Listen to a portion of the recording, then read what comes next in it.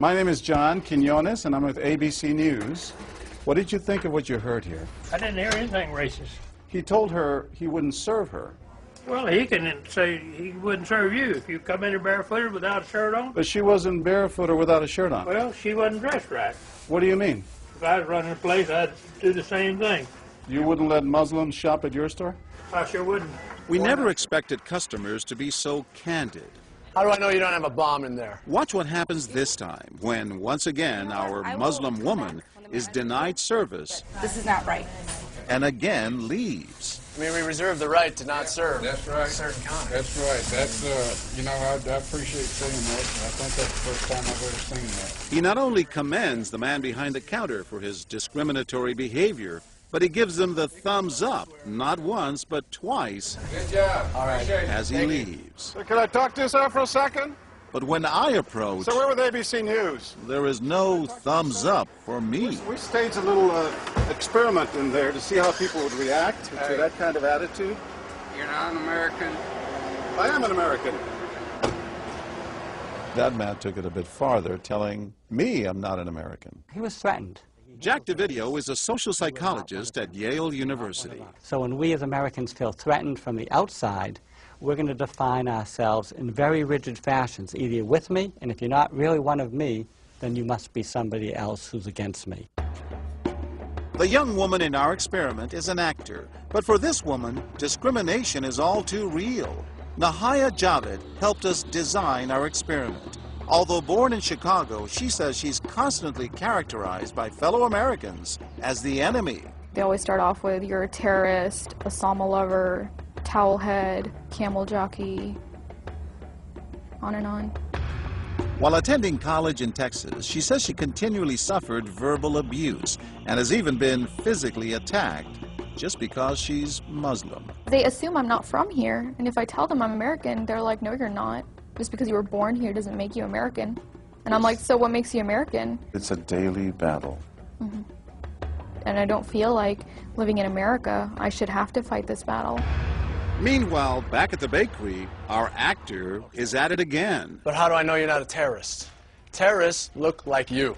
But this time the customers are sympathizing with the Muslim woman. You're a Christian. Come on. Right, I know, but can you blame me? Yeah, I can't blame you, actually. Why? What's the problem? All right, we'll get out of here. You need to go yourself, actually, what you need to do. Okay, sir. I'm a good American, all right? We're at war with these people. My dad's a veteran. Go yourself. So is mine. And he's not the only one who walks out in anger. You need to stop segregating against people. It's wrong. Excuse me? She's an American No, just like you're a everybody bad else. American. Time and again, people speak out with their pocketbooks. You lost a couple of customers, just so you know. But look what happens when this man threatens to leave. You're not a good American, sir. I believe I am a good American. My son just came back from serving in the Army for over a year in Iraq, and that has nothing to do with her rights. I understand. Thank you, sir. And I hear what you're saying. But I can't believe you would be so discriminatory. I'm deeply offended by that. I'm sorry to offend you, sir, but I've got to live with myself. Seething, the man vows to fight back. I will let people know this. I've stopped here every time I come by this place, and I'll never stop here again. Why did folks get so upset? They saw an injustice. It's justice that binds us together. It's justice that makes us a society. Any threat to that kind of sense of justice and fairness undermines the entire system. You're really not going to serve her because No. of what she's wearing? No, I'm not. Because I'm a Perhaps good that's why American. more customers are outraged by our actor's hateful behavior than approve of it. You're not dressed like an American. I don't know But what no you have one on. is more persistent than these two young women who can't believe what they're hearing. Take your jihad, take it back out to the parking lot. Excuse me? I mean, I got to protect my customers, okay? You're really offensive and disgusting. Well, I'm sorry. I'm just trying to protect you here. Because You're don't know what's sick. going on. like that doesn't mean anything. This is a different How do you know? culture. You are These people so are trying to ignorant. kill Americans. It's disgusting. is my culture. So you're ready to serve me, but you're not ready to serve her? You're obviously dressed like an American. Big deal. She's Muslim. And unlike the others, they don't just leave in anger. They stand their ground. So you're going to regulate what people wear?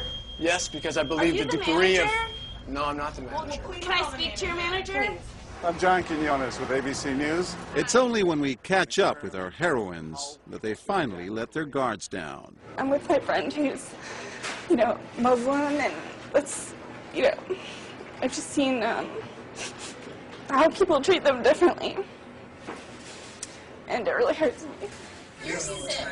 Just watching them stand up for what they believe in touches Professor Davidio. In a way, they defended America, and I was impressed by that, because they wanted this to be a just society, a just place, a just bakery. I'm John Quinones. And remember this man whose son served in Iraq?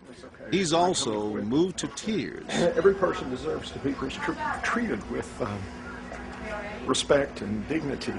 No matter how In they're every dressed. situation, no matter how they're dressed. Never have we seen reactions so polarized, from a thumbs up for prejudice to an emphatic thumbs down. Go yourself.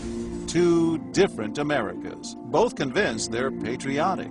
At the end of the day, 13 people stood up for the Muslim woman, while 6 sided with the clerk. But the majority of the bystanders, 22, did or said absolutely nothing.